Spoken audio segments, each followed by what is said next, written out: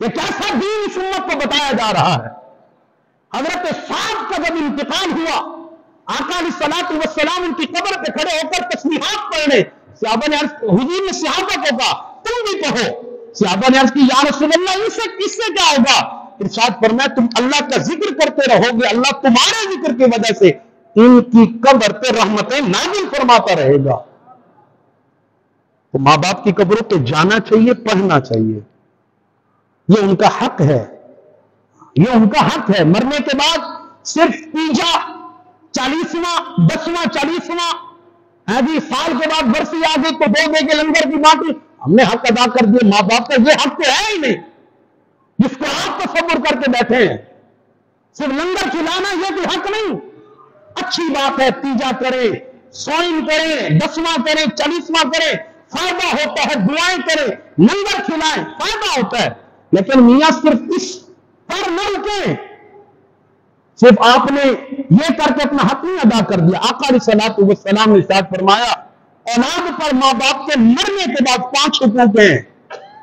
پہلا حق ان کا جنازہ پڑھے، دوسرا حق ان کا قرضہ اتارے، تیسرا حق ان کے کیے ہوئے وعدوں کو پورا کرے، چوتھا حق ارشاد فرمایا ماں باپ کے جو دوست ہیں، ماں کی جو سہیلی ہیں، جو ان کا خاندان ہے، جو رشتہ دار ہیں، ان کے ساتھ تعلق قائم کر کے رکھے، بنا کے رکھے، اور مرنے کے بعد انہیں اپنی دعاؤں میں یاد رکھے۔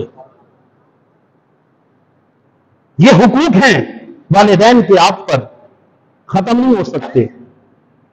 یہ تو وہ ماں باپ ہیں نا جو چلے گئے، جن کے ماں باپ چلے گئے ان کے لیے باتیں، اور جن خوش نصیبوں کے والدین حیات ہیں خدمت کریں۔ بہت بڑا نام ہے حضرت امام اسحاق۔ بس آخری بات کر کے گفتگو ختم کرتا ہوں۔ امام اسحاق غالباً یہ امام اعظم ابو حنیفہ کے بھی استادوں میں آتے ہیں۔ امام اسحاق جب ان کا انتقال ہوا، ابھی حیات تھے، کسی نیک بندے نے خواب میں دیکھا کہ ابو اسحاق جنت میں اور ان کی داڑھی میں نور چمک رہا ہے، ان کی داڑھی سے نور چمک رہا ہے۔ خواب سے بیدار ہوئے، امام ابو اسحاق کے دروازے پہ آ گئے، دستک دی، حضرت تشریف لائے۔ کہا آپ ابو اسحاق ہیں؟ کہا جی ہاں۔ کہا مبارک ہو، کس چیز کی؟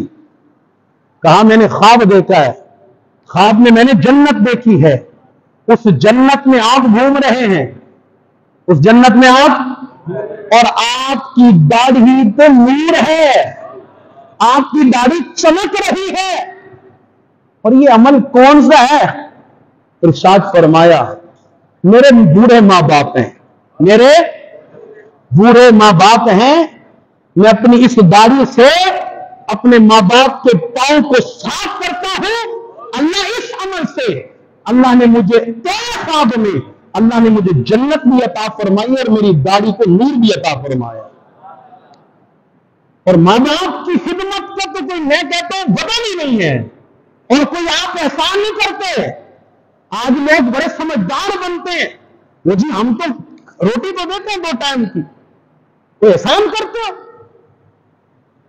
اگر گھر میں ماں باپ کے لیے ایک بستر آپ نے رکھ لیا کوئی احسان ہے؟ کوئی احسان نہیں ہے، کوئی احسان نہیں ہے۔ آقا علیہ الصلوۃ والسلام کی بارگاہ میں صحابی عرض گزار ہوئے یا رسول اللہ میں نے اپنی ماں کو کندھے پہ بٹھا کر حج کرایا ہے، 7 بار طواف کرایا ہے، پھر صفا مروہ کی سعی بھی کرائی ہے، آقا حق ادا کر لیا؟ ارشاد فرمایا نہیں، یہ تو اس ایک رات جو اس نے تمہاری وجہ سے ٹھنڈے بستر پر گزاری، اس ایک رات کا تم حق نہیں ادا کر سکے؟ ٹھہرے ماں باپ کی ساری زندگی کا حق ادا کر لیں۔ اور آج اولادیں سمجھتی ہیں ہم ماں باپ سے بڑے سمجھدار ہیں، ماں باپ کے فیصلے میں اختلاف رکھتے ہیں، ماں باپ کی باتوں میں اختلاف کرتے ہیں۔ آپ دنیا میں سمجھدار ہو سکتے ہیں دنیا کے اعتبار سے، مگر ماں باپ کے اعتبار سے آپ سمجھدار ان سے زیادہ۔ ماں باپ ہیں، سبحان اللہ۔ ایسا رشتہ بھی ہے حضرت اویس سے کرنی، یہ وہ اویس ہے کہ جنہوں نے رسالت امام صلی اللہ علیہ وسلم کی صحابیت حاصل نہیں ہوئی انہیں، لیکن مقام قربان جاؤ حضرت اویس کرنی کے مقام پر، मकान कैसा है? रिसालत इमाम सल्लल्लाहु अलैहि वसल्लम। अच्छा, फिर सहाबियत क्यों नहीं इख्तियार की? आ सकते थे। आका अलैहिस्सलातु वस्सलाम अपनी कमीज के, अपने जुब्बे के, हुजूर अलैहिस्सलातु वस्सलाम सीना खोलकर हुजूर करम की तरफ, ये है ना, हुजूर सीना करके हुजूर ठंडी सांसें लेते थे। सहाबा किराम ने अर्ज की, या रसूल अल्लाह, इधर से आप ठंडी सांसें लेते? फरमाया, यहां से मुझे रहमान की खुशबू आती है। किसकी? सहाबा ने तफसील पूछी तो हुजूर ने फरमाया, फला मेरा गुलाम है, फला मुझसे प्यार करने वाला की। अर्ज की, या रसूल अल्लाह, सलमान फारिस से आ गया, बिलाल हज से आ गया, फला फला से आ गए, यमन से भी लोग आ गए, इधर से आ गए, उधर से आ गए, दुनिया के अतराफ से आपकी बारगाह में आए, तो कर्म को ज्यादा दूर तो नहीं, आ सकते हैं। इरशाद फरमाया, आना भी चाहते हैं, आ भी सकते हैं, पर बूढ़ी माँ बाप है जिनकी वजह से नहीं आ सकते, उनकी खिदमत उन्हें रोके हुए है। फिर हजरत उवैस करनी को जब मकान मिला, सुफिया फरमाते हैं, कयामत के दिन जब हजरत उवैस करनी जन्नत में जा रहे होंगे, अभी गेट में होंगे, फरिश्ते रोक लेंगे, अर्ज करेंगे, मुझे क्यों रोका जा रहा है? फरमाया, अपने इर्द गिर्द देखें, अपने पीछे देखें। हजरत उवैस करनी इधर उधर देखेंगे, लोगों की लंबी कतारें जन्ने गफीर हजरत उवैस करनी के पीछे होगा।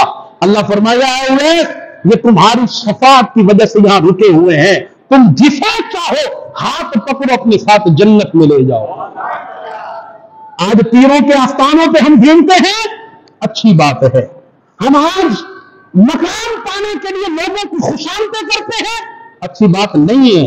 यही खुशामत आप अपने माँ बाप की करें, खुदा की कसम ये दुनिया आपकी कामयाबियों को रोक सकती। इसलिए कि दुनिया में मुझे जो भी मिला, जितना मिला है, ये सब मेरी मां की दुआओं का। अल्लाह पाक मेरी